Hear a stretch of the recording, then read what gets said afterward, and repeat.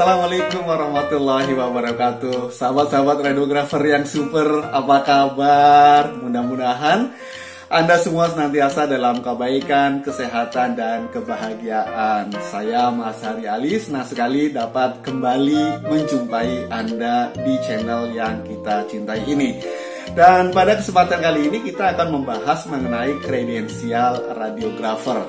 Yes, kredensial. Nah, kredensial ini menjadi kosakata yang begitu lekat dengan kita ya, terutama pada 3 tahun terakhir. Karena setiap tenaga kesehatan, terutama radiografer, harus melalui satu proses yang disebut kredensial. Untuk itulah maka pada kesempatan kali ini kita ingin membahas sebenarnya apa sih itu kredensial dan kenapa sih mesti harus ada proses kredensial.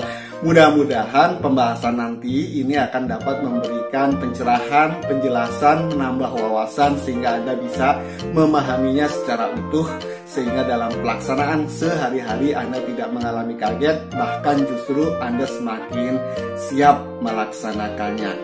Sahabat-sahabat radiografer, saya ingin mengucapkan terima kasih dan apresiasi yang setinggi-tingginya kepada sahabat-sahabat yang sudah subscribe. Untuk yang belum, bila Anda benar-benar ingin bersama kami belajar mengenai radiologi, silahkan Anda subscribe dan tekan tombol lonceng sebagai notifikasi dari informasi-informasi terbaru yang akan diupdate di channel ini. Sahabat-sahabat radiografer yang baik hatinya, berdasarkan Peraturan Menteri Kesehatan Nomor 34 Tahun 2017 tentang akreditasi rumah sakit, terutama pada bab 2, yakni mengenai penyelenggaraan akreditasi, pada pasal 3 ayat 1 disebutkan bahwa setiap rumah sakit wajib terakreditasi.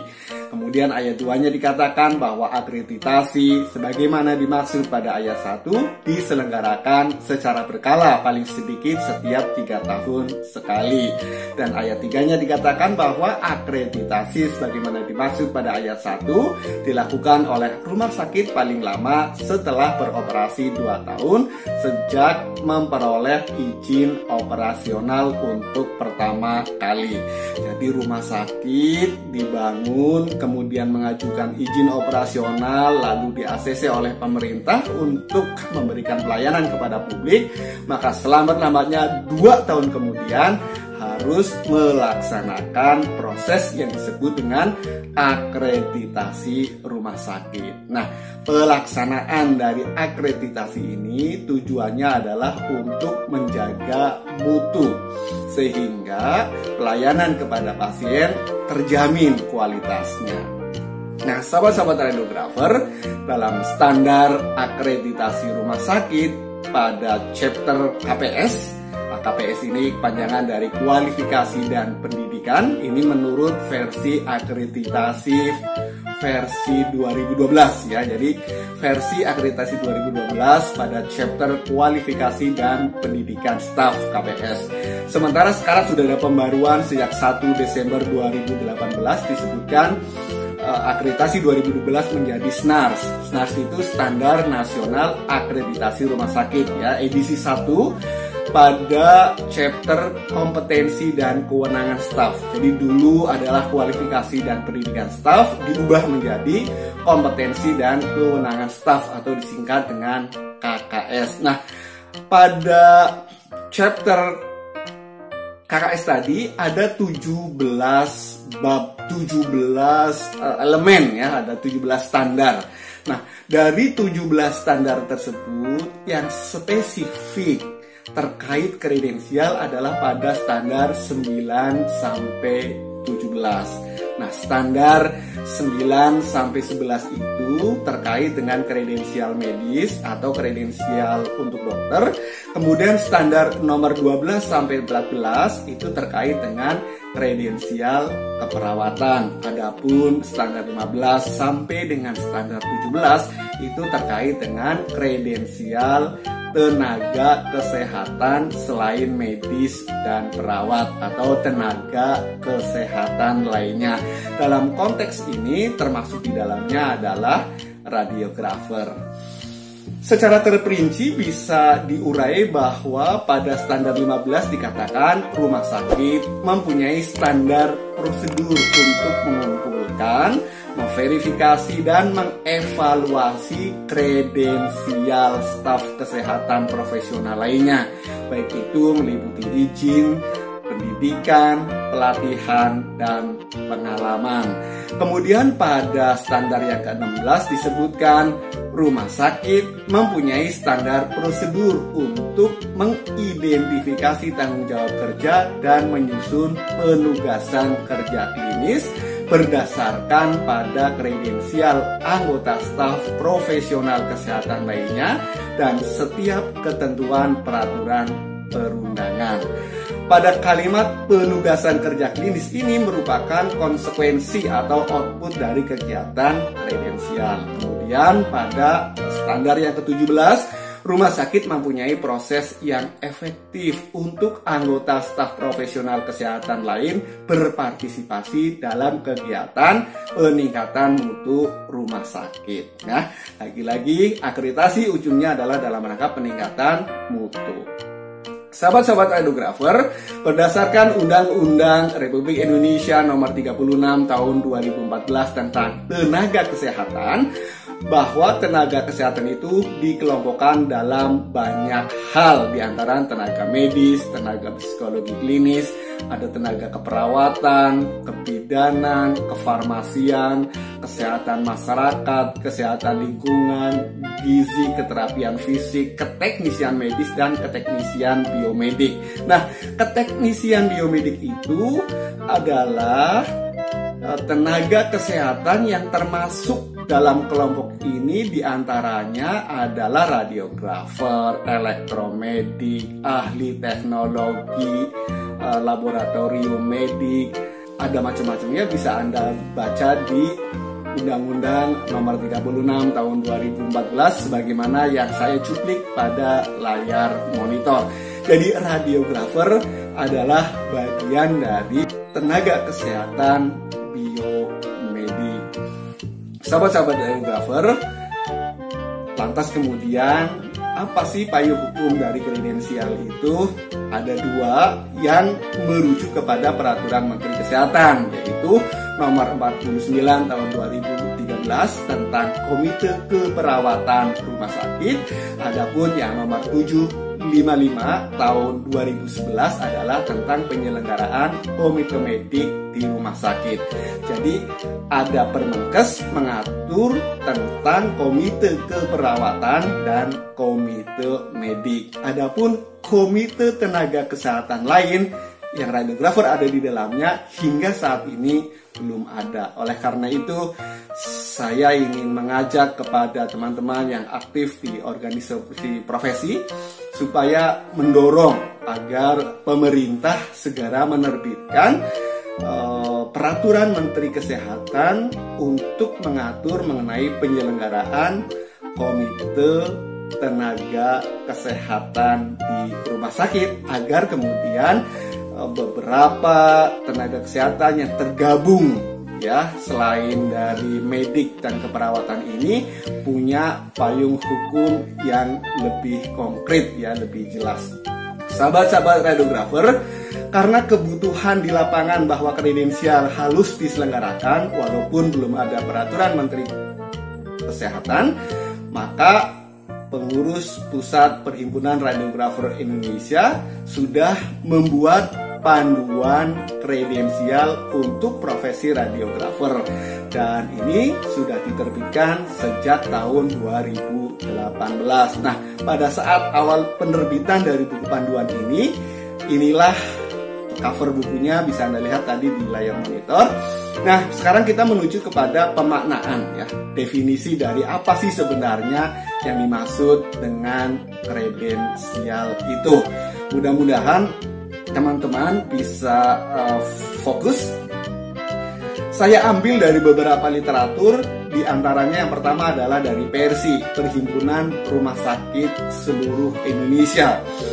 Kita yang bekerja di rumah sakit, maka rumah sakit biasanya berhimpun. Nah, salah satu organisasi perhimpunan rumah sakit seluruh Indonesia yang cukup disegani adalah Persi. Nah, Persi dalam rangka memandu anggota-anggotanya telah mengeluarkan sebuah panduan tentang bagaimana proses kredensial. Di buku tersebut dikatakan bahwa proses kredensial atau credentialing didefinisikan sebagai proses evaluasi yang dilakukan oleh suatu rumah sakit terhadap seseorang untuk menentukan apakah yang bersangkutan layak untuk diberi kewenangan klinis atau clinical privilege dalam menjalankan tindakan medis tertentu dalam lingkungan rumah sakit. Nah, sahabat-sahabat radiografer, apabila Anda nanti membutuhkan isi lengkap dari buku ini, Anda nanti bisa download di aplikasi Telegram ya. Kemudian definisi kredensial merujuk kepada Peraturan Menteri Kesehatan Nomor 75 Tahun 2011 ya, yaitu tentang komite medik. Jadi komite yang peruntukannya untuk dokter, untuk medis. Kredensial adalah proses evaluasi terhadap staf medis untuk menentukan kelayakan diberikan kewenangan klinis ya, atau clinical privilege. Sedangkan kalau menurut Peraturan Menteri Kesehatan Nomor 49 Tahun 2013 tentang komite keperawatan, kredensial adalah proses evaluasi terhadap tenaga keperawatan untuk menentukan kelayakan pemberian kewenangan klinis. Bila kita melihat rujukan dari Permenkes untuk komite medik maupun Permenkes komite keperawatan hampir sama ya secara redaksional. Saya coba ambil lagi literatur dari Australia Council in Safety and Quality in Healthcare. Nah, kredensial yang dilakukan oleh organisasi pelayanan jasa kesehatan adalah sebuah proses yang digunakan untuk memverifikasi suatu keahlian atau kompetensi, kemudian pengalaman, dan profesional seseorang dalam memberikan pelayanan yang spesifik, mengedepankan keselamatan pasien, dan bermutu tinggi dalam keahliannya. Ya, dengan demikian adalah secara keseluruhan dari 4 literatur tersebut bicara tentang kompetensi dan kewenangan. Ya, kompetensi dari seorang tenaga kesehatan, baik itu adalah medis, perawat maupun tenaga kesehatan lainnya. Untuk kemudian outputnya adalah ada kewenangan, clinical privilege. Dia mendapatkan mandat dari si pemilik pelayanan jasa itu untuk menjalankan tugasnya. Nah, sekarang coba kita urai maknanya agar kita satu visi, satu pemahaman. Kita mulai dari kompetensi. Apa sih sebenarnya makna dari kompetensi? Kompetensi ini merupakan seperangkat pengetahuan. Kita coba perhatikan sekali lagi unsur dari kompetensi. Yang pertama adalah merupakan seperangkat pengetahuan, kemudian keterampilan, dan yang ketiga adalah perilaku yang harus dimiliki, dihayati, dikuasai, dan diaktualisasikan oleh seseorang dalam melaksanakan tugas keprofesionalannya. Sekali lagi, kita perhatikan unsur dari kompeten ada 3. Yang pertama adalah pengetahuan, kemudian skill ya atau keterampilan, dan yang ketiga adalah perilaku atau attitude. 3 unsur ini merupakan satu kesatuan apabila seseorang menginginkan disebut dirinya memiliki kompetensi. Sahabat-sahabat radiografer yang baik hatinya, kompetensi ini membedakan pengetahuan suatu bidang pekerjaan. Dan dalam hal ini siapa saja boleh memperoleh kompetensinya. Kemudian kompetensi ini tidak terbatasi oleh fasilitas. Kemudian diujikan melalui pendidikan, pelatihan, dan pengalaman. Diberikan melalui institusi pendidikan. itulah kompetensi. Lantas apa kewenangan? Kewenangan adalah authority, adalah hak untuk melakukan sesuatu atau memerintah orang lain untuk melakukan atau tidak melakukan sesuatu agar tercapai tujuan tertentu. Ya. Kewenangan biasanya dihubungkan dengan kekuasaan, ya, yang memiliki otoritas. Penggunaan kewenangan secara bijaksana merupakan faktor kritis bagi efektivitas organisasi. Jadi sekali lagi, penggunaan kewenangan secara bijaksana merupakan faktor kritis bagi efektivitas organisasi. Nah, oleh karena itu, pemilik otoritas sebelum memberikan kewenangan melakukan sebuah proses yang disebut dengan kredensial. Nah, kredensial ini nanti ada tata aturannya, ada tahapan-tahapannya, step by step-nya, sehingga nanti akan lebih bijaksana dalam memberikan kewenangan. Kewenangan membedakan suatu pekerjaan yang boleh dan tidak boleh dalam pekerjaan. Diberikan hanya kepada yang kredibel dalam pengetahuannya, dibatasi oleh fasilitas yang tersedia, dikaji melalui proses kredensial bersama peer reviewer atau mitra lestari, dan yang pasti diberikan oleh yang memiliki otoritas atau penguasa. Dalam konteks rumah sakit berarti kepala rumah sakit atau direktur. Sebagai kesimpulan, kredensial adalah suatu proses evaluasi atau verifikasi. Apa yang diverifikasi? Keahlian atau kompetensi, kemudian pengalaman dan profesionalitas dari tenaga kesehatan. Dilakukan oleh suatu organisasi. Objek dari kredensial ini adalah staf medis, di mana dapat diperluas menjadi tenaga kesehatan merujuk pada standar kualifikasi dan pendidikan staf. Kemudian yang berikutnya adalah output. Output dari kredensial ini adalah clinical privilege, ya, atau kewenangan klinis apa-apa saja yang bisa dikerjakan oleh seseorang yang sudah dikredensial. Terima kasih sahabat-sahabat radiografer, mudah-mudahan 2 poin, ya, payung hukum dan pengertian dari kredensial benar-benar dapat Anda pahami. Ke depan setelah ini saya akan segera merilis mengenai apa sih tahapan-tahapan dari proses kredensial, persyaratannya seperti apa, kemudian apa pula yang disebut dengan mitra lestari, ya, atau peer group atau peer reviewer itu. Nah, dengan demikian nanti setiap kita yang mengikuti channel ini akan mendapatkan pengetahuan, wawasan, dan pemahaman yang lebih utuh mengenai kredensial. Kepada sahabat-sahabat yang membutuhkan materi tentang radiologi, saya akan berkunjung ke aplikasi Telegram.